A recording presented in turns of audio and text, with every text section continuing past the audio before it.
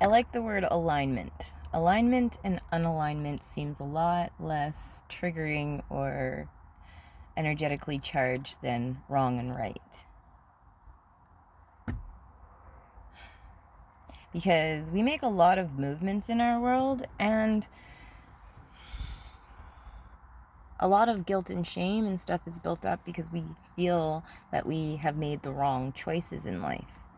But really, a wrong choice isn't a wrong choice, it's just a different path. Maybe there's more to discover, more to learn. But I don't think we make wrong choices. I think we make choices that are either aligned with our path of our highest good, or we make unaligned choices that bring us to places of more learning and more experience until we find alignment in that space to redirect us out of that space into a more aligned space. So it's not about right or wrong, good or bad. It's about feeling what works and what doesn't work. And if you're banging your head against a rock for years on end, that should tell you that maybe that space wasn't working. And some people need to go through the cycle and go through the thing for days, weeks, months, years before they break that cycle.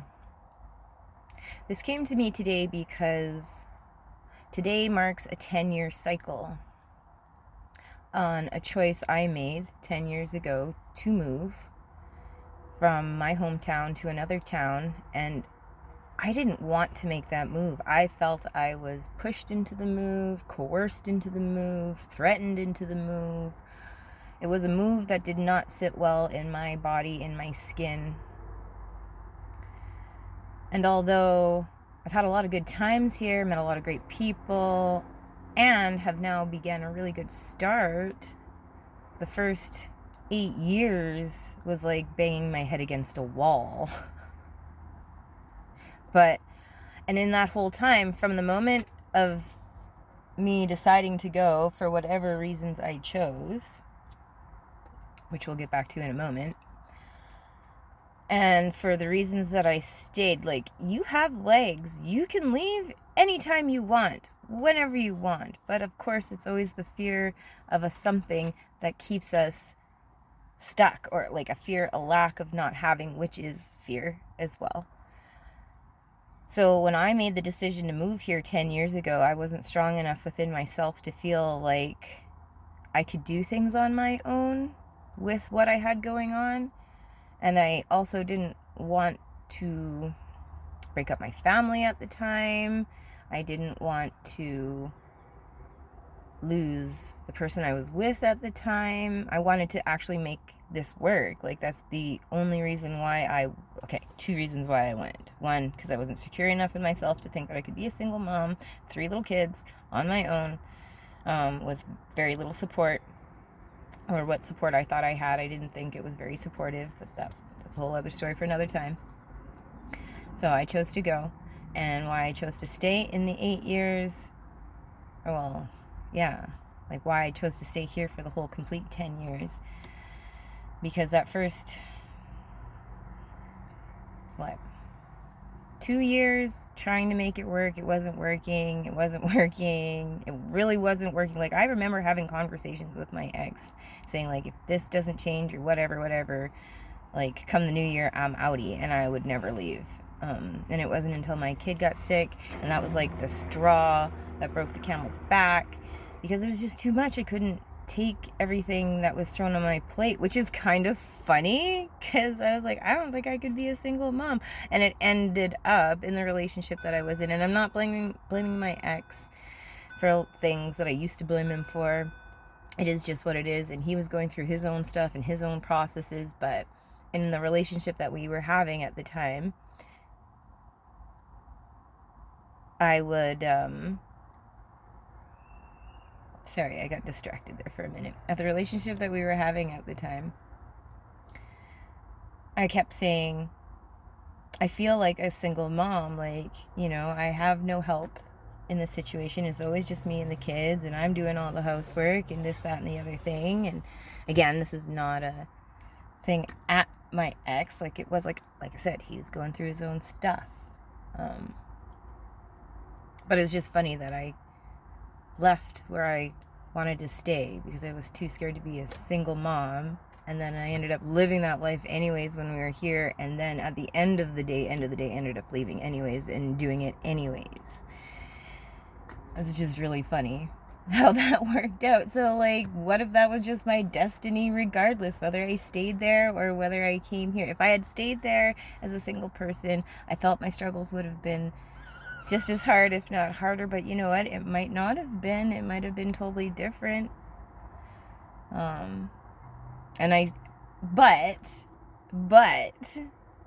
and this is where, like, the whole if we hadn't done what we did in the past, we wouldn't be here right now.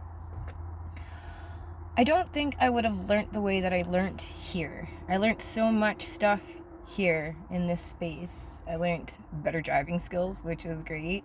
Learned to conquer fears and gain more confidence. And I met people that really helped activate, evolve, and change my life for the better. Whereas I feel, had I stayed where I stayed, I think I would have continued on the same cycles as I had been. And I don't think I would have been shooken awake into the consciousness that I have right now. I mean, the potential is always there. I can't say that would never have happened. I can't say that because you never know. However, what we do know are the events that led up to today, and the fact that we actually really enjoy today. Like that whole there are brighter days after the darkest nights, or something like that. Like, it's very true. And I'm very grateful for the life that we have here and now, and to the fact that I have a plan, and I don't think I would have had these plans and goals had I stayed. So it's very interesting in the way that life works out for a person, especially it's those little things. Like there's a book I was reading where this guy really wanted to have a job doing X. He wanted to be a partner with somebody in a business, but he ended up just taking a job within the business. And then an opportunity came up to do like a special presentation in front of the boss, which the boss really enjoyed. And then that got more communication happening between this person and the boss. And then the next thing you know, they're actually partnered down the line. And this person who made this presentation is actually like a representative to go and sell this thing that they came up with the idea for and were trying to make work at the company, right? So they had a dream. They did things within that scope of the dream that would keep them close to the dream until they achieved the dream. But it's kind of like those stepping stones. It's kind of like, you never know, like I've heard so many stories now where like people find their passion or their career opportunities in spaces that they just really did not want to be in. So I guess the moral of the story would be, if you find yourself in a place that you really don't want to be in, try not to fret too much, because what's coming next could be life-changing. And you never know what you might learn, gain, who you might meet, the gifts and blessings that might actually secretly be in that space to elevate you and lead you to your highest good. With that being said, have a great day.